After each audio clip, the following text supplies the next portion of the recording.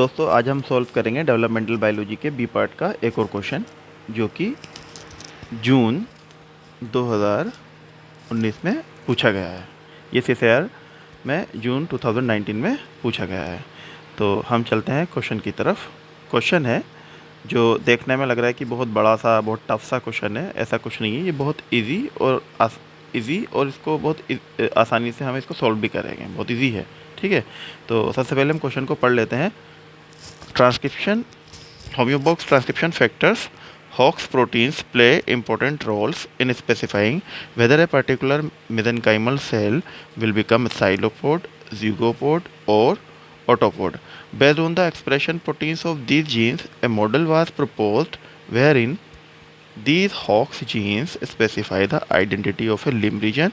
What would be the observed phenotype for human homozygous for a Hox D13 mutation? ठीक है।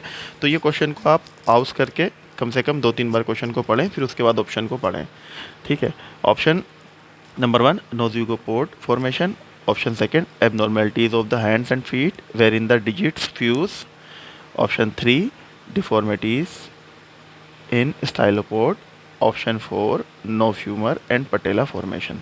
तो दोस्तों होम्योबॉक्स transcription factors जो होते हैं ये क्या होते हैं? मेसेनकाइमल सेल्स जो होती हैं ये क्या होती हैं? स्टाइलोपोड, ज़िगोपोड और ऑटोपोड किसको कहते हैं? ये आपको सबसे पहले पता होना चाहिए, ठीक है। उसके बाद ही आप हॉक्स D13 म्यूटेशन के बारे में बता सकते हैं। तो सबसे पहले हम शॉर्ट में आपको सारा डायग्रामेटिकली रिप्रेजेंट करके बताते हैं कि किस चीज़ को क्या बोला जाता है और कैसे हम उसको सॉल्व करेंगे क्वेश्चन को। तो दोस्तों आप देख सकते हैं यहाँ हमने ये स्ट्रक्चर आपको दिखाया है जो कि क्वेश्चन में पूछा गया था स्टाइलोपोड, ज़िगोपोड और ऑटोपोड के बारे में। तो ये आप देख सकते हैं फोर लिम्ब है और ये हिंड लिम्ब है, ठीक है। स्टाइलोपोड किस बोन को बोलते हैं, ठीक है, ये बोन देख सकते हैं आप। ज़िगोपोड किस बोन को बोलते हैं, रेडियो अल्ना। ऑटोपोड किसको बोल सकते हैं, जो हमारे फैलेंजेस होते हैं, जो हमारी फिंगर्स होती है उसमें डिजिट्स जो होते हैं, ये रिस्ट बोन्स हैं, ठीक है। ये रिस्ट वाली पार्ट है और ये फैलेंजेस है, ये जो हमारे, ठीक है।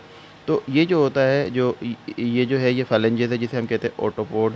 और ये हमारी रेडियस बोन है, ये अल्ना बोन है और ये हमारा ह्यूमर, ठीक है। उसी तरह से आप देख सकते हैं यहाँ पर स्टाइलोपोड, ज़िगोपोड, ऑटोपोड। तो डेवलपमेंटल बायोलॉजी में जो एनिमल की जो बॉडी का स्ट्रक्चर होता है उसको किस तरह से डिफ़ाइन किया जाता है कि जो हमारी ह्यूमर बोन होती है, जैसे ह्यूमर बोन है उसको स्टाइलोपोड कहा जाता है और रेडियो अल्ना को ज़िगोपोड कहा जाता है।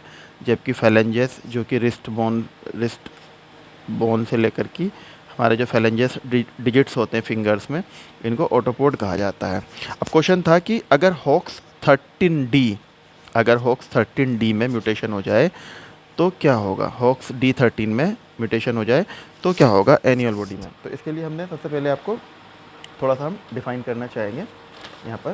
तो हम इसको डिफ़ाइन किया है तो हम आपको समझाना चाहेंगे पहले। Human homozygous for a Hox D13 mutation show abnormalities of the hands and feet wherein the digit fuse, and humans with homozygous mutant alleles of Hox A13 also have deformities of their autopods। मतलब ये जो hawks gene होते हैं, hawks jeans होते हैं, अगर hawks A13 में mutation होगा तब भी ऑटोपोड्स में म्यूटेशन हो सकता है। हॉक्स D13 में अगर म्यूटेशन होगा तो एबनॉर्मलिटी कहाँ हो सकती है, हैंड्स एंड फीट में एबनॉर्मलिटीज़ हो सकती है। तो आप यहाँ देखें, ये देखिए, तो ये जो आप ये डिफॉर्मिटीज़ देख रहे हैं, हैंड्स में जॉइंटेड हैंड्स है ना, ये जो आप देख रहे हैं ये डिफॉर्मिटीज़ है, ये फ्यूज़ हैंड है, फ्यूज़ जिसे हम कहते हैं फ्यूज़। यहाँ पर हैंड्स जो है वो फ्यूज़ है। ये हैंड्स जो फ्यूज़ है ह्यूमन बींग्स में, ये human homozygous hawks D13 mutation की वजह से होता है। Human homozygous hawks D13 mutation की वजह से ऐसा होता है, जो कि आपको यहाँ पर दिखाई दे रहा है। अब यहाँ पर आप देख सकते हैं कि ये यहाँ पर लिखा हुआ है हॉक्स पैरालोगस ग्रुप। हॉक्स पैरालोगस ग्रुप ये फोर लिम्ब में, ये हिंड लिम्ब में। एक जीन यहाँ पर है 9, एक यहाँ पर है। तो पैरालोगस का मतलब होता है पेयर। उसी तरह से 10 एक यहाँ है फोर लिम्ब में, एक हिंड लिम्ब में 10, तो ये भी पेयर है पैरालोगस।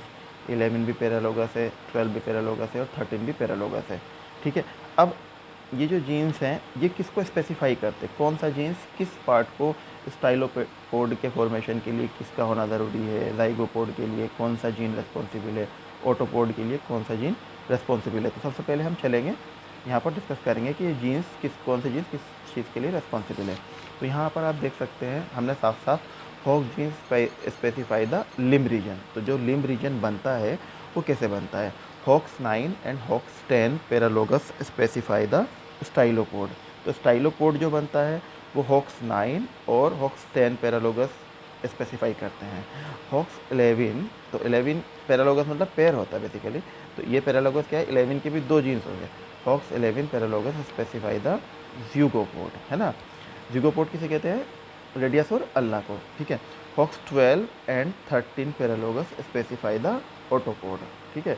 तो ये यहाँ पर जो आप देख रहे हैं ये जीन, इसको आप अच्छी तरह से देख लें, इसको पॉज करके यहाँ पर समझे किस जीन, कौन सा जीन किसको स्पेसिफाई कर रहा है। स्टाइलोपोड को 9 और 10 पैरालोगस स्पेसिफाई करता है, ज़्यूगोपोड को 11 स्पेसिफाई करता है और ऑटोपोड को 12 एंड 13 स्पेसिफाई करता है।